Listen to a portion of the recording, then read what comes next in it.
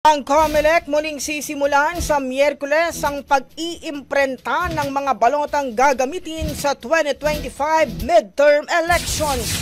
Brigada Jigo Custodio, ibrigada mo! Brigada! Live report!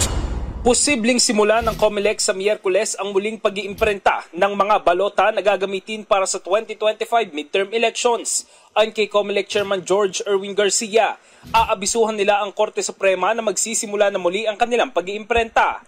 I-deputize na rin ng komisyon ang National Printing Office upang magamit ang lahat ng makina nito para sa mas mabilis na pag-iimprenta ng mga balota. Tiniyak naman ng komisyon na on track pa rin sila sa timeline sa kabila ng naging eberya.